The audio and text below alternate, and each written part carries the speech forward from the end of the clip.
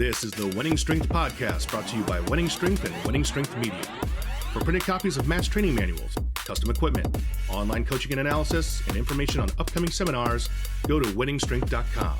For DVDs, digital downloads, and digital copies of all of Matt's manuals, go to wenningstrengthmedia.com.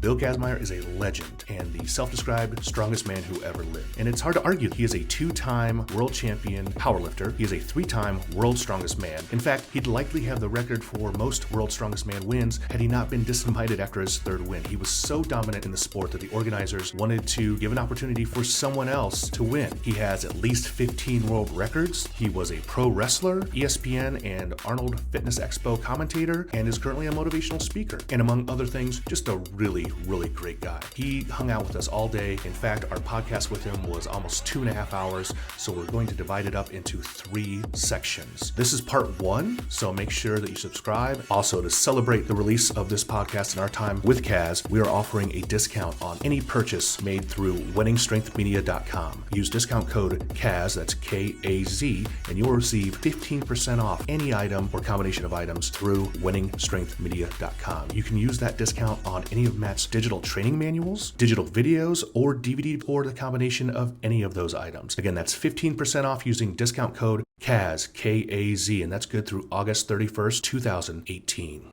Yeah. Speaking of have we started? Yeah, no, we haven't started yet, but we will. Well, that was some good shit. Yeah, it was awesome. Oh, I'm pre-rolling, so we can put that in. Yeah, we're do you rolling. Do you mind grabbing that, Kaz? Do you mind grabbing that microphone, keep please? it low. It's fine. You can just be comfortable. So here's the deal. Another part of this, Randall Strawson in the Iron whatever that he does, and wrote something about Paul. One of the pictures was him doing a neck lift. Yeah, I remember with a that. chain and all that. And it was said, I think, to actually use his teeth and different stuff. But on this neck lift, you could see the chains and the weight, and he was doing his lift. And if you look at the bottom plates, they got the most beautiful grain to them. Black spray paint. When I'm looking at all the metal out there, I see some seams, and they have this beautiful weld. Yeah. But I don't see any grains on your plates. Yeah, like it's almost like it's not steel. Whoa, I think it might be wood. Right. Yeah. Right that makes sense. And so when I see that, I kind of wonder. And then there were claims like this. We see guys doing box jumps now. Yeah. And some guys are like 50 inches, 60 inches, just gazelles. Well, some claims of him jumping pretty high, and they show him on the edge of a bench, a block, with his toes maybe 2 inches off of it. But I'm not so sure if he got up there or if he was on his way kind of up and going back down. Yeah, and which way was it that it was traveling? I really find it hard to believe that. And then I made mention of, some people think Kazmaier is slow. And so I talk about some of the track events and things that I did. Yeah. School record in the 100. Yeah. 5th grade, won the 50. I got beaten in the 50 by 2 kids that were older, 2 years older than me. Yeah. I won the 100 because I legged it out. I won the 400.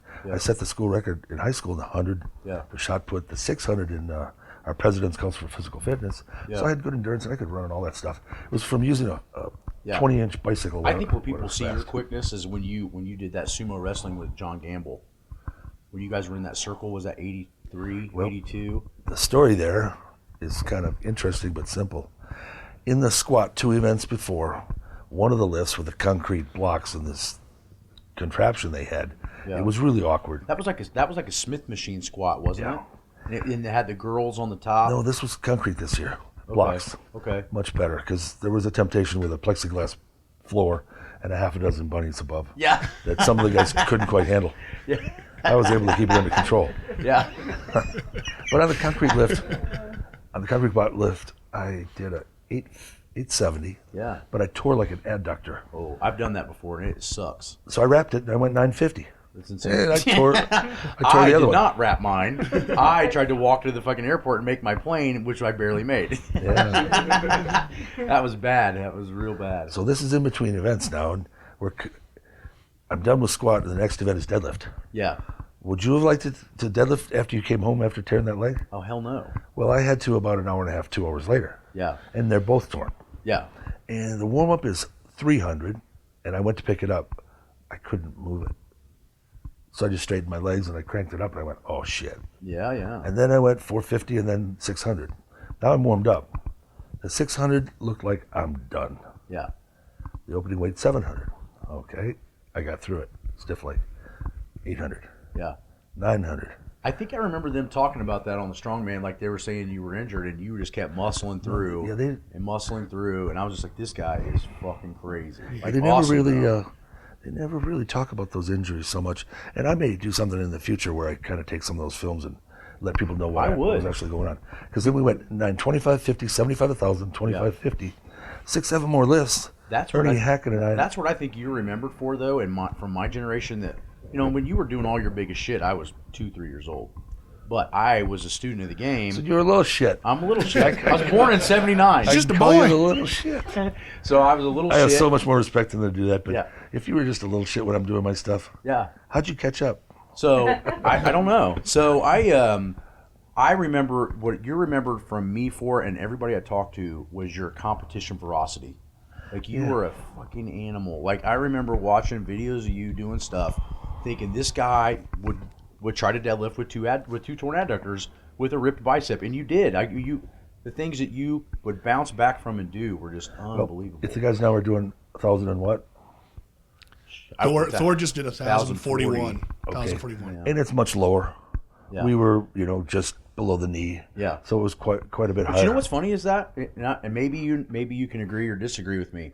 I was always stronger, lower, because I could get more leg drive. And when I go to a higher pin, I'm not stronger, even though the range of motion is less. And I've always heard that that's a good thing, because when do we start deadlifts as powerlifters high? We don't. No. But every time I went to a pin close to the knee, anything I can pull with the knee, I can pull from the floor. I've never had an advantage going higher. Maybe now past the knee is different. But we see the bar that they're using, that elephant bar. Maybe coming in, if we got 9 plus 4, we're looking at about 13. I think ours was somewhere around 18. So we're saying another 5. Yeah, but and like you say, really those bars, though, back in the day, didn't seem to have as much flex as that elephant bar did, which might give them even a few more inches before that weight completely comes off the ground due to the bendability of the bar. But I'm saying, give me a fresh set of hamstrings, first event. So 1,300, 1,400, I don't know. We'll do an intro. Let's do an intro real quick. Oh, so we haven't even started yet? Yeah, we've started. Oh, we've started. We're all just enjoying this. This is recording. We're just we'll get it into a section where we can get you to tell a story on each of these positions. So go ahead and do an intro real quick. It's not moving. Is it? Am I doing? Yeah, you're fine. Testing, 1, 2, 3, testing. You're Kaz. You're fine. You want me to turn it up? Yeah. No, you're good. No, you casual right there. You're fine. I'll work around it. So do a little intro. Yeah. So another huge day here on the Winning Strength podcast, coming to you from the Ludus Magnus Gym in Columbus, Ohio. We have a legend today. So I'm going to hand it over to Matt Wenning. Yeah. So finishing up the Arnold weekend and all of our podcasts that we're doing, we got the one guest that I didn't want to wait any longer to do, even though we've had some big stars in here. In my opinion, the biggest star. Oh, you should have seen the text messages he sent me when he knew that you were. Yeah, we heard that you were coming in. The hell out, because I'm like, you know what? I mean, I remember my first time ever personally meeting you, and obviously you see thousands of people at the Arnold. I was in 1994, and you were, I want to say, at the Metrics booth is what I remember, MetrRx booth. And you were, at that point, you were bigger than every strongman that competing in those years. Like, you were just massive. And I was just thinking, man, what I wouldn't give to be built like that. And that's what gave me the initial work ethic to try to emulate you as much as I possibly could. Right. And, which was awesome. So I think you are an avid historian, and you grew up around the prime era of lifting, that a lot of these younger kids have no clue of what happened or what went on. They're not going to know my name unless you mention it. Well, I don't know about that. I don't know about that. And I think your name, for the people that actually matter, if they don't know it, I don't know what to tell them. Like, this is like, the ultimate interview that we've had. And, we've had Daniel and Bailey in here this week. We've had Half Thor. We've had all these people that are, you by far, for me, was the most exciting person that I could have interviewed. Take anyone else. Thanks. Yeah, but I mean, some of the people we've interviewed would not, I don't think, be where they would be if it weren't for Bill Your Kazmaier. impact on the sport has been so far expanded that I don't even think, I'm sure you realize some, but not all. And I would not be here. I think we realize that we internalize a lot of the stuff we do, and it's not external, so we don't observe what's going on around us. Yeah. We're so focused and it's so much tunnel vision that when you're lifting world record weights and doing things that nobody else ever did, you can only climb the top of a mountain. Yeah. If you saw the movie Everest, you realize what it takes to do the ascent. Yeah. And after you get there, you stick your flag on top of the mountain. And I climbed over guys like John Cuck. Yep. He was phenomenal at 320 before he dropped down in weight to 242. I think he did 2370. And John Cole, through the discus 215 feet, was the greatest in the world at Olympic lifting total, powerlifting total of like a 24, 15 or 20. He was finally eclipsed his records. He weighed 270 when he did these kind of things by Mark Henry. Mark Henry weighed how much? Anyway. I would say 340. Not much of a comparison as far as strength. Yeah. And then the next guy, Don Reinhardt. Yeah. 24. I did 24-25. So there I am at top of the mountain. Yeah. Looking around. There's no ladder. Yeah. I can't go any higher. Yeah. And hopefully I can make it back down, which Yeah. I think I have. I'm 64. Yeah. And lived to tell about it. But I never realized back in those early 80s, What you were accomplishing. that there'd be some guy walking through the valley at 6'9" and 420. They call him the mountain. Yeah. His peak, and he's looking me in the eye going, hey, what's it like up there, Kaz? I got 2 steps and I'll be there with you. Yeah. And most nice guy you've ever met. Yeah, I mean, he's so down to earth. Does it feel like some of those guys just kind of come out of nowhere when you see them now? Like, I mean, obviously they're working hard, I don't spending know. years, but There's so very few coming along. I met a kid from Cleveland. He's 6'5", Yeah. 300. Yeah. He's 16. Unbelievable. I think I sent him over to you. Yeah. You're going to help him. Yeah. There was a dude. Yeah. We're going to find some pros that are going to work with this kid for D-line play in high school and college, so that when he hits the pros, maybe he'll pay us back with a steak or something. So I think what I want to know, and this is all selfish, is how did you get started? Who were your idols? Who did you see? I know you played football at Auburn. Right? No, I tried at the University of Wisconsin. Wisconsin, okay. Yeah, the high school story is one that, even to go back to the 5th grade, when did I start lifting weights? Yep. Never really started till after college. Okay. But in the 5th grade, I just won the track meet, and we ran the 50, the 100, and the 400. I took, as I said, second or third in the 50. Yeah. I didn't have a very good start, but anyway. Yeah. Biggest, fastest, strongest kid in the class. I snuck in the gym one night. I heard these weights clanging. Uh-huh. I really didn't know what it was. It was ching, chang, bang. Yeah. And the gym was the girls' locker room. Okay. I thought I'd go in and have a little sniff around anyway. Right? Yeah. that's what we'll do. Well, Mr. Noss was in there. He was one of our teachers. We had 5 pods. I didn't have him. Yeah. And I needed to have him. But on Friday night, I'd go and watch him at the softball game. He would take the bat, and when he cracked that ball, aluminum bat, but I thought it was going to shatter it. Yeah. I'm standing behind the dugout or the fence, and whack, slam. I cruise on out on the outfield. Every single time at bat, he hits a home run. It's slow pitch. Oh my gosh. So I'm standing in the outfield, whack. It sounded like this ball, the cover was going to come off, or he was ripping the fabric of the universe. It's like, damn, what a god, Greek god. The guy's got shredded forearms, stridations. He's 26 years old. He's training with his weights. One night I get the guts to knock on the door of the locker room, and I said, can I watch you lift your weights? And he said, okay, come in, but you got to be quiet. I got ADD, man. I'm playing Wipeout all the time. I never stop talking, and I'm just kind of a skitsy kid. Yeah. I come from a little bit of a bad home with a dysfunctional family. There's only a little bit of fun in dysfunctional, and I can't remember any of it because it was so small. Right. So, here I am, a kid who can't spell, read, or write. Okay. I'm getting abused at home. This is 10 or 11 years old? Yeah, about 10. Okay. So I sit there and I watch him. I don't want to cut you off, but that's some similarity. My dad was a hard-nosed Marine from Vietnam, and then ended up getting Agent Orange and passing away at 12. And that's what started to get me going into the gym, probably unintentionally looking for a father figure. Yeah. And I run into a guy named Jim Dawson, which was he pulled 722 at 242 in 1973. There weren't that many guys that were big deadlifters back then. Some claim to have done 700, but right. And then Bob Peoples then he taught a kid named Tim Smith, and he was a 500-pound bencher at 185 pounds body weight. Yeah. Lucky for me, this is in a small town, because I grew up in a town of 60,000 people, which isn't massive by any stretch of the sort, and my YMCA had these 2 guys in there. That's pretty incredible. At 13. So mine comes around to the wide story. I'll try to keep it short. No, you're good. He's trying to lift his weight. overhead press, two-hand barbell. Okay. And he takes it from the floor at 150 for his warm-up. Yep. And does it easily. Then goes 175. Seems a little harder. Yep. He then goes 185, and he's starting to have a problem. So he goes 190 and misses, and he weighed 200. Okay. And so he seemed kind of frustrated, and he started to take the bar down and put everything away, where he stored the weights underneath the girls' lockers. And, Yeah. about the time he got half of it off the bar, I said, "Can I try my weight?" He said, "All right, Bill, what do you weigh?" I said, 110.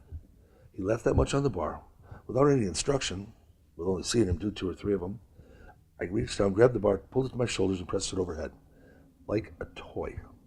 I could have done it 5 times. Yeah. I'd never seen it before. I set it down and I waited. And I waited. I see myself sometimes in front of 1,000 kids. Yeah. The reason I'm there, 27 schools in 3 days. Yeah. Because of what he said to me right then and there.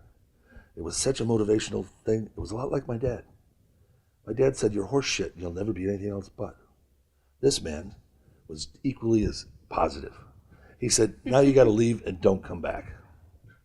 No shit. He didn't because say. He felt like you I one-upped him. one-upped him a little As bit. a 10-year-old. Instead of patting me on the back and saying, "Hey, strong off the floor. That was a great power clean. Come on back tomorrow. We'll show you some tricep extensions, you out. some upright rows. Maybe we'll even do something as sophisticated as an upright row in close, take the traps and start hitting the delts, and then we're going to move the bar outward. Right. Until we're into a full front raise and doing all delts, until you start to really fatigue, and then we'll come back in. Yeah, yeah. In one exercise, you'll get massive across your shoulders." No, he didn't say that. He didn't say anything but leave. He knew I was from a tough family. Wow. And, so not much of a start in 5th grade. I think it's just interesting to say that a lot of the guys that I've ever met that have done world-class or extremely insane things have turned something negative into positive. Without a doubt, yeah. Did you ever run into that guy later? No, but I had heard stories. He went off and taught in Turkey English. And he a lot of the guys said, "Yeah, Mr. Nas taught Bill how to lift." No. He might have taught, he said, the kids in my class would say, "Yeah, he taught us all how to lift. He taught Bill." No. Never So now I'm just picturing him like teaching kids, and a kid fucks up a pro now, and he just kicks him out of the classroom. So that was when you say you not only with that negative energy did it also create the lifting bug for you? No, I was a runner, and Okay. I had 3, 4, 5 guys, sometimes more, 3, 4, and 5 years older than me, wanting to pound me. Now, pounding is where you get somebody on the ground, you kick them, you drop elbows, Right. you smash their head. Dirty shit. Oh, and they're all 4 or 5 years older. Right. So my trick was to run like hell. So And nobody could catch me. I was Right, quick right. in the 5th, but these guys couldn't catch me. Right. And my schools were always like almost 2 miles from the house. If you were 2 miles, you got the bus. Yep. I'm 1.999, so I got to walk. Yeah. And I'd take off out of the back of the junior high school, running Yeah. through the subdivisions, jumping fences to get over the tracks. There's 3 bridges over the river Yeah. to get to my house. It's so insane to hear that one of the most intense athletes to ever live was actually running away from a problem at that time. Running for you know, my like life. you would never, running for your life. You want to get to the point where I came out of the closet? Yeah, so let's, yeah. I came out. Yeah, no, but I think that's amazing because I don't know if anybody's ever heard that. Well, You know what I mean? oh no, I don't give many interviews.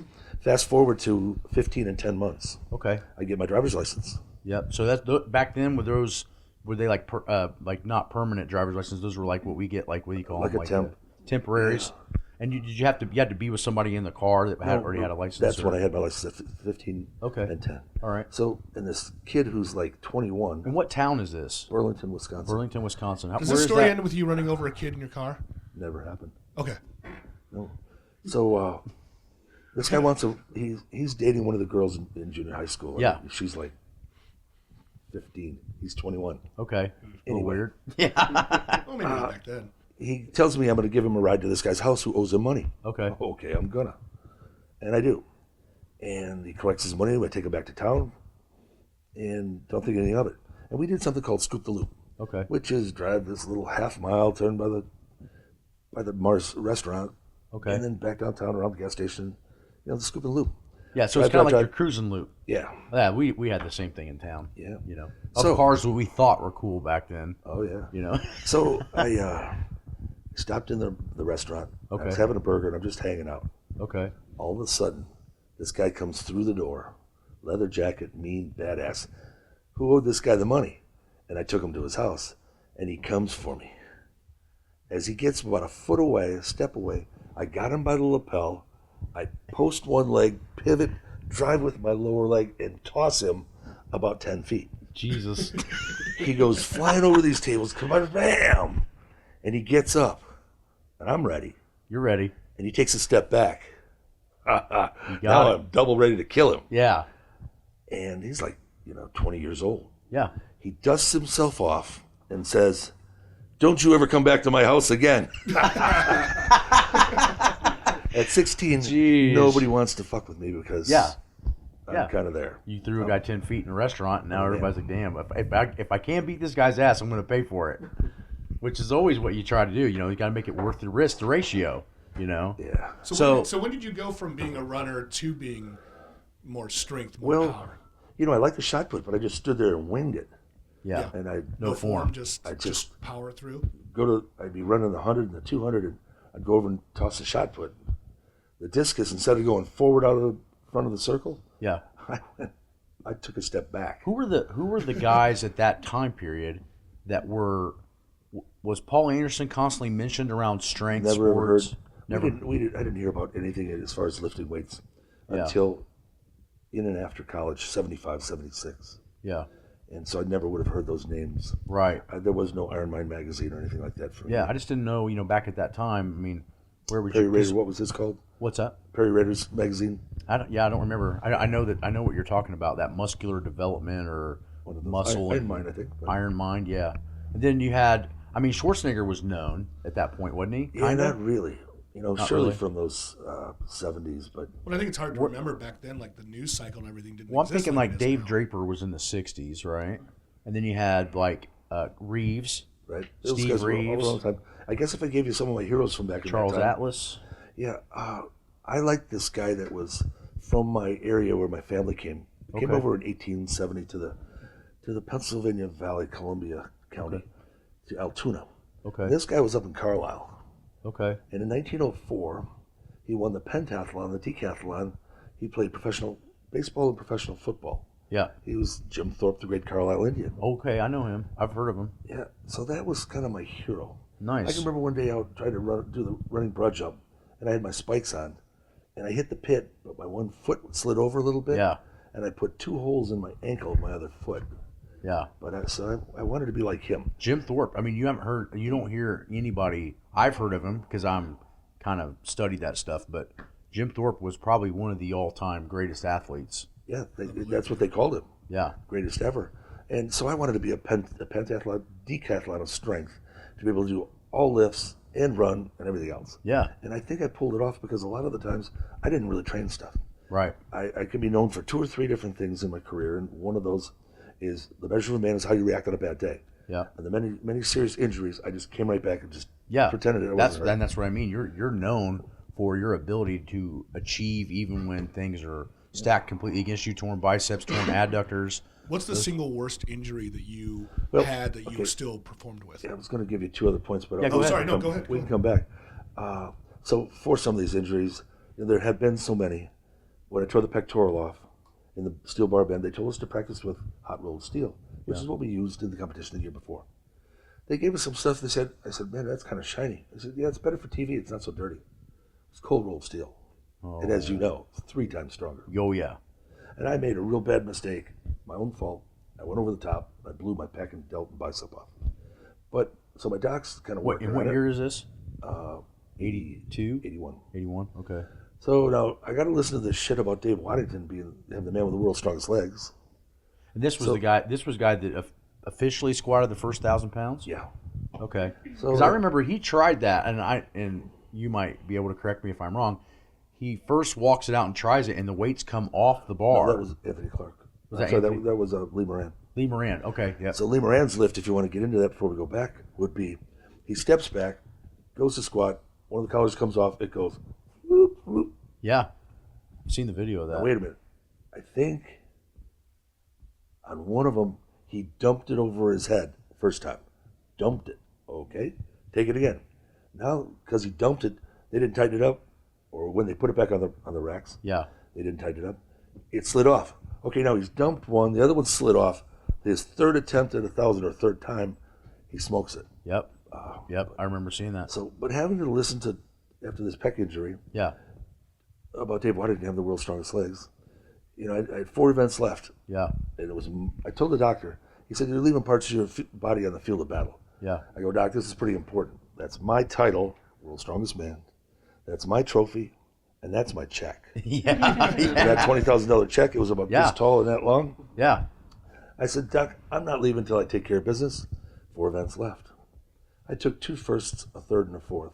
Most guys would probably take 8th and 9th and 7th. Yeah. But I had to take my arm, which was all torn off, and put it inside of the squat and take like close to 1,000. Yeah. And that's when I came out, the arm dropped. Yeah, and I do believe them talking about that on when you watch the old things. They talk. You can see the sheer pain in your eye crawling under that squat bar and setting up. Yeah, but I'll give you another real nice one like that. When I tore the hamstrings, the 870 on one, wrapped it, then went 950 toward the other one, and now the deadlift comes up, and I go through that and go 1,055. Yeah. Lots of attempts and reps doing that. The next morning, I worked for a guy, he was a landscaper. Yeah. He had me moving a lot of big boulders, which was kind of fun, and didn't pay me much at all for doing it. Yeah. Well, he was at the show. He's 6'5" and 270. So in the morning, before sumo wrestling, we start pushing and shoving to warm up. I have kitty power. I got nothing. I ain't cats. Yeah. I'm torn up. Yeah. I shouldn't even do this. So I don't know what to do because we got to touch our toes. We're going to do sumo wrestling. First guy's John Gamble. So I'm looking at him. He's 300 pounds, thick as a brick. Yeah, he was jacked. I don't know how I was going to do it. So I just started thinking about this. Dude, you could see the thought in your eye when you're lined up because you just that's the face. Yeah. you were fucking loaded, man. When you walked out, I thought either he is gonna just chop this guy in half or he's just gonna keel over and die. But I couldn't walk. You know. No one knew that I couldn't walk. Yeah, you look like you kind of were I couldn't tell if it's because you were so thick you were waddling, but there's that pain thing I want to bring you to. Yeah. Blow him out of the ring. He actually just ran out, I think. I bulldozed him. Yeah. So Dave Waddington, now I get my chance head to head. I mean, we're screaming and banging each other. Damn near wanted to give him one of those. Yeah. I got another story about Ted Arcidi that I did give him one of those. Yeah, yeah. So. Were you and Ted Arcidi good friends or we'll not? Get to that in a bit. Okay. Let's finish this story with Waddington. We wrestle. He starts to trip and fall. I jump on top of him, so I win. Now, here's the moment of pain. When I go to help him up like a good sport, and he's halfway up, I got some load. Look at my face. Oh, fuck, why did I do that? Yeah. Because I had no power, and the legs are torn. But watch that little thing on I will. YouTube. We'll have to go back. We'll try to find those videos and because it'd be awesome because People's is really good media. We could probably put your commentary behind those lifts to what you were like you were saying. You could take those videos and go through them and hand them to you, and you can do what you want. One of the things that what's happening here, I think, is that as we talk, you like to bounce around. I kind of have a pattern where when you speak 25 times in a couple of days, you know, it's kind of like, okay, here's my story, here's what happened, and it's like shuffling cards. There it is. Right. But if you want to jump up to Ted Arcidi, it's a shit story. Yeah. See, I know he was mostly only a bencher. What was his best squat and deadlift? Because I don't know. I don't either. So what did you say? He took token lifts, I'm pretty sure, to get that big bench, right? I don't know. To get into powerlifting? I don't know. The first time I ever talked to him, he called me on the phone. Yeah. And he goes, I was middle of the night, 10 o'clock or something, I'm like almost asleep. Yeah. Hey, Kazmaier, I just broke your fucking record. Really? I go, Teddy baby, you stopped at 6'6". Weren't you strong enough to do 672? Yeah. I want you to say something right here and now. Yeah. I rebuke you, Satan, in the name of God the Father Almighty. Yeah. Protect yourself, Teddy. Like, holy shit. So, yeah, all things go full circle. He gets booted out of the WWF. I busted my way into WWC, right? Well, no, I went to Calgary, Alberta. Yeah, with Stu Hart. My friend was there wrestling Steve DeSalvo. They called him Steve Strong. Yeah. I just said, I'm coming up and I'm going to jump into wrestling, and I did. Yeah. And Stu said, hey, you big fucker. Come on. Didn't you guys have some kind of a bench competition inside the ring? Yeah. I remember that happening, and then somebody come over and elbow somebody while you guys were trying to attempt. Yeah. That is crazy. We should do that here in the gym. Yeah. Well, I went to lift a weight overhead and I passed out. Uh-huh. It wouldn't have been because I was up in Banff the night before. Yeah. In the hot tub for 24 hours. Yeah. But anyway. By yourself? Just a little tired.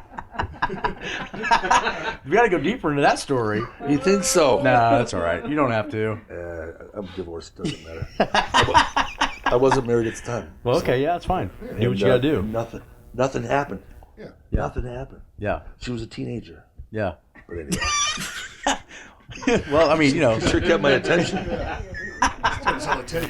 So give me your... No, we got to get into these stories. Yeah, okay, go ahead. Okay, so then after passing out, then they said, "Man, you really screwed that up, Kazmaier. Yeah. Now we're going to bench press. He's going to jump you," and he does, and it was just a bunch of bullshit. Yeah. But one of our, I think, later matches, Yeah. we're in the ring. We're going to wrestle 2 nights in a row. Uh-huh. I'm supposed to beat him. It's choreographed, as you know. Okay. So I beat him, and I turn to walk away, and he jumps me from behind. Not choreographed. No. And, So he's just doing that to be a dickhead. well, yeah, and to get his heat up as a heel. Yeah. To get people to hate him. Okay. So then we're back in the locker room, and the promoters go, "Don't do that." He said, "Well, I'm from WWF, and that's what we do." No, don't do that. Okay, that's all I needed to hear. Yeah. Next night, we go through the match. I beat him. I'm strangling him, and I'm kind You're of pinching on it good. You're method acting? Yes. I'm cutting off his hair a little bit. Yeah. But anyway, I was going to take him out, but I waited a minute, and all of a sudden, after I pin him, I know he's coming, and he jumps me. About the time he gets to me, Yeah. boom. Boom. You never saw a plum stuffed underneath an eyelid in like 2 hours. Swelled up. Oh, it was purple. I imagine For the crowd probably loved it too. For days like this. Oh, my gosh. And you know what? What goes around comes around. Yeah. Yeah. The Damn seeds right. you sow, you reap. I take 10-inch bolts that are 3/8 of an inch thick. When I'm with kids, I tell them, I start to bend the bolt, and I go, if you're kind and caring, someone's always watching. If you're sharing, thoughtful, forgiving, understanding, respectful, responsible, and loving, and it's a horseshoe. I go, everything you do has a way of coming back to you. That's really cool. Yeah. Because, I mean, that's so strong and powerful, but it gets the kids' attention because you're doing something that would seemingly be impossible, but then the kids are noticing. Well, we had a thing this weekend. I feel kind of bad because Arnold doesn't give a shit about Bill Kazmaier and what I do. 10 schools in one day, 15 and 30 hours in South Carolina, 18 and 32 hours in Indianapolis, 27 and 3 days in Seattle. My message is to challenge kids to dare to dream, to shoot for the stars and soar the eagles and be the best they can be every day in every way. Yeah. To use the strongest words in the vocabulary. Yeah. I can, I will, I can, I will, I can, I will. To use 3 other words: conceive, believe, and achieve. Yeah. To pick a goal, short-term or long, develop a plan to get to the goal, to believe in the plan, believe in the goal, believe in himself. Achievement is simply determination, dedication, consistency, and a little bit of hard work. Well, right, and I think you don't realize that radiates in everything that you're doing. Yeah. But these guys still, they're doing their things with schools and kids. Yeah. But nobody has touched my numbers. Yeah. Well, no, I They may have crowds of, 10,000 kids, which is totally different because, I maxed in a stadium with about 9 or 10. Yeah. But usually it's groups of 50 in a classroom. Right. 500. How long ago did you start doing that stuff?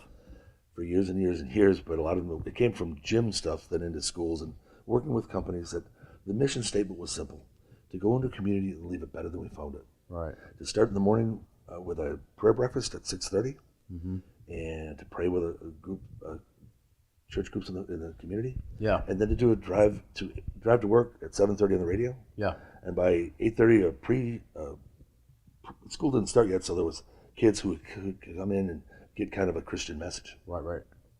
And then a 10 o'clock class for 30 minutes, then at 11 o'clock, then 12 o'clock with the Kiwanis, and 1 o'clock with another, 1:30 with another class. Yeah. So literally 10 and more in a day, day after day. Wow. And That is a packed day. let me share something with you I think you're really going to like. We talk about purity of purpose. Yep. That if you've got a big lake, ocean, oftentimes when I get near one, I love to tell the story. Imagine a 17th century ship, fully loaded, coming from Europe, wherever, across the heavy sea, looking for wind, 17th century. You got your mast, you got your sails, and do you have wind? If your purpose is one where you are selfless instead of selfish, your sail is plastered against your mast and you got gale winds and you're hauling ass. So I think here's how I got where I am, because I often look at where have you been, where are you now, where are you going? And I challenge people to honestly assess those three things. And I made a deal. My promise was kind of simple. We skipped a few years, but when I dropped out of football, Okay. I went to the Y. I was living above a bar. I was bouncing in a strip club. Yeah. Bouncing in a bar, bartending. I was kind of a punk. Yeah, not going anywhere good at that time. Well, I describe it like this. When I snuck in the back door, there was a wedge there. And that happened for 3 or 4 days. I squatted 400 for 8, like, first couple of days. Yeah. And the guys taught me 5 things while I was in there. Actually, the door closed. I couldn't get in, so I worked up enough guts. This kid living in a gutter almost, to go around the front door. And they greeted me at the door. They gave me a towel. They scholarshiped me and said, welcome. So, Wow. the 5 things they taught me: squat, bench, deadlift, total. Most important one: hands together, head down, and talk to him. And I said, when you make me the best, I'll be humble, I'll share my talents with others. One day you can speak through me, and I'll work for you. A couple weeks later, I went to the state meet. It might have been a month. I was going to the regionals, but I was stopped at the state, and I said, well, maybe I'll just stay in the back room and do a squat workout. I brought my boots and my belt. The last guy did a 650 and missed a 700 squat. Yep. I took it for 5. And I mean, even today, that is amazing numbers. But back just then, just starting at 700, I mean, unbelievable. So that promise was, it was because in the foyer of the Y, Young Men's Christian Association, 170 years old now, started over in Europe. Yeah. They have thousands, tens of thousands of facilities, and I've done a lot in those Ys recently. Which is amazing because I started at a YMCA. Yeah. Yeah, and that a lot of guys did. So coming out of the Y, there's a pedestal and a book, pretty thick book. I hadn't seen much of it. I maybe carried one around now and again, didn't really crack it too much. Yeah. It was open to Psalms. My eyes quickly went down to 40. Uh-huh. I waited patiently, O Lord, for you to hear my cries. You reached down and pulled me out of a miry pit, put my feet onto a rock and established my goings. You put a new song unto my heart, and even praise unto the Lord. Many will see, and will fear, and will trust in the Lord. So when I did this 700 squat, they took a picture of me. Uh-huh. We didn't think much of it. I saw the picture, it was pretty odd. I gave it to my mom. It sat for almost 30 years. And the story is as simple as this. I'd see 3 chairs before a lift. Yep. I sat in one. The other 2 was bright red and flames and fire and hell. The other one was bright white. I visualized myself walking into the flames and feeling the horrendous pain of putting a bar on your back and the lifts and the things. Because to fit in, as we talked about earlier, walking through your wonderful gym. Yeah. Fitting inside the bar was excruciating. I couldn't do it. Just tore my shit apart. So as I saw myself in these flames and hell and fire, I knew there was going to be a lot of pain. Yeah. But I quickly got up and walked as quickly as possible to the other chair and sat down. But with one step, all of a sudden there was this beam of white light coming from above. And there it was. And it's good and evil, good and evil. And in the white, the brightness, I stood up and walked back into the other chair and into myself and approached the bar with a beam of light above me coming into me. The picture they took of me with a 700 on my back at the state meet. Yeah. It's on my professional page. It's a 4-inch, 18-inch, perfect ribbon of light above my head. No way. That's pretty crazy. It's goosebump shit. Yeah, that is gnarly. It's like I still knock out street lights throughout my life. I'll drive down a street where there's 100 lights, and I'm thinking, and I'm beaming. You get these things sometimes where you're channeling. Yeah. It's inspiring. It's revelations. It's just amazing stuff, and you're just clicking. Right above my head goes a street light. Right. Unbelievable. And it's happened hundreds of times. But so there's many things we can talk about. Yeah. And I think getting through some of those in the high school was fun, playing football, and Yeah. Guy showed me how to bench. I did we did a couple of plates, Yeah. 2 1/4, but I didn't really catch on to it. Right. I did at the YMCA, and we just lost a friend of mine, Bob Lowry, Yep. with throat cancer, who taught me these lifts, and it was pretty neat what he did. So Bob Lowry was how old at the time? 242 state champion, and he was a police officer and would have been probably 10, 12 years older than me. So we're talking probably around 30, Yeah. maybe? Yeah, well, he's a mentor type, yeah. Yeah. So, yeah, I mean, it sounds about right, because Jim Dawson, the deadlifter I was telling you about, he was in his early 50s at the time. Yeah. And Tim was around 32. Yeah. Well, and I think that shows the importance. A lot of the people we've had, especially in the gym over last week, had that mentor, had somebody that Bob Lowry. that Well, then helped guide them. There was a guy there that I couldn't talk to because he was this thick from, chest to back. He was that wide. He looked like Fred Flintstone, one of those guys. Yeah. His name was Bubba Morgan. Okay. He did a 765 squat, 805 deadlift for the American record, and a 565 bench. He had legs that were unbelievable. They were shredded, striated, and he could dunk a basketball at 300 plus pounds at 6'1". Wow. But I couldn't really talk to him because he was Bubba. Yeah. And Bob really helped me out. But Kind of mentored you and slowed it down. if I take it back, and I challenge many young children to find a person like this. Mm-hmm. A guy got a hold of me when I was about 12, and he took me in the woods, and he abused me. No shit. He was a friend of the family. I called him the other day. Yeah. I always tell him how much I love him. Yeah. He was a telephone linesman, and after work, after school, he'd grab me quick. We'd hit the woods, Uh-huh. and we'd cut trees. Yeah. And first day on the job, he cut 2 big limbs and then a bunch of little ones, and he starts dropping the tree. And I grab one of the limbs, and I take it up, and he goes, "Put those towards the back." A lot of the brush, cut them just right. And I laid 2 on the bottom of the truck. I didn't know what the hell those were for. And then he cut all these other branches, and I grab one. He goes, "Drop those suckers, put 5 on one side, 5 on the other side, reach to the bottom, drag them up there, and they're green and all this heavy shit." Yeah, they're wet. And I get them on. It's a big sideboard on the side of the truck. And I start walking back. He goes, "Get your ass back here. You run." He's abusing me. Yeah. Just beating the shit out of you. He's teaching me how to work. Right. Uh-huh. Drag, lift, run, cut the stumps, roll them up the chest, in the back. Oh, man, that first day I'm going, "Will you drop me off at my house on the way back to the dump?" Yeah. He goes, Yeah. "No, I need help." I go, "Oh, shit, Yeah. we ain't done yet. I want to go eat or something." Yeah. Like, the problem was when I get to the cupboard, there's like powdered sugar, peanut butter, white bread, refrigerator's empty. Oh, I had mayonnaise. So I could get a mayonnaise sandwich maybe for dinner. Yeah. But, so we get to the dump, and he turns and backs in. I'm going, fuck. Still got to wait for my little dinner. Yeah. And I'm waiting for him, and he says, "Well, get out." Shit, what am I going to get out at the dump for? Yeah. I want to ride home. He's, "Get out." I thought he was going to push in the clutch, pull the plunger, and let it go. No. I was the lift. You had to We move. got in the back, dug out the rakings, then the stumps over the side, down to those 2 limbs at the bottom. Remember those 2? Oh, yeah. Okay. He had one, I had one. Lift, lift, lift, lift, lift.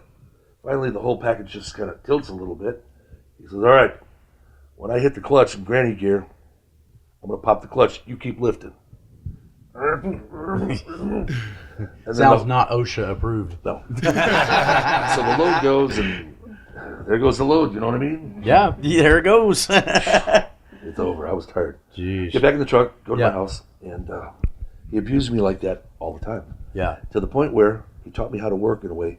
I showed up on a football field, and in the fifth, we had 5 games in junior high school. Right. I was a nose guard. Right. 5th game of the year, we won all 5. We cinched the last one. Kid came by me, and I took the ball out of his hands, and I went 75 yards the other way. I was a nose guard. Yeah. My sophomore year, the coach said they probably should have brought me up to varsity, but he said, "Bill, line up back here behind the quarterback." Yeah. Oh, okay. Yeah. Put your hands like this. That's hole 2, 4, 6, 8, and that's 1, 3, 5, 7. When we call a 3, it's your ball, and here's the place. We went 10-0. Wow. So that was you were a fullback or a halfback? Yeah. Fastest guy in the school, biggest guy. Wow. So as a junior, same sort of thing with powerhouse. This is still up in back Wisconsin. then. Yeah, Okay. going through my high school. And didn't lose as a junior. Yep. As a senior, kind of a funny story, but we didn't lose any conference games. We lost the first game. Yep. We had a triple duel. My coach put us against one team for 30 plays, Yep. and then we rested, then another team for 30 plays. I carried the ball 30 times twice. Oh, We didn't throw once. We didn't do a tailback. We didn't do a sweep or reverse. We did nothing but run me. Sounds like an Earl Campbell type deal over the Oilers. Remember that? Where they just ran the shit out of them? Yeah, I was ready. Yeah. So, first non-conference game of the year, the middle linebacker's keying on me. So, I mean, it's bang, bang, bang. I'm getting hit good, but I don't get the ball. Yeah. And we lose. Yeah. So we get to practice on the next Monday, and I'm pissed. I knocked the living shit out of these kids through the whole scrimmage, everything. And into practice, time to do our wind sprints. Usually we'll do 10 and go. 40s on 1. Down, sit, hut 1, hut 2. I went on 2. It was on 1. Oh. Then we did 20. Then we got to 30. 30 40s. We did 40 40s. These fucking kids are dying. Yeah. I'm starting on 2. I pass them at the 30. I stop I would go through the 40. Yeah. I stop at 45, 48, get back to the line, and I'm down and ready. Yeah. My coach is pissed. Who wins, coach or Kaz? Kaz. No. He coached. Always coach. right. Always coach. Coach is always right. His name was Dean Dalton. He was the greatest high school coach.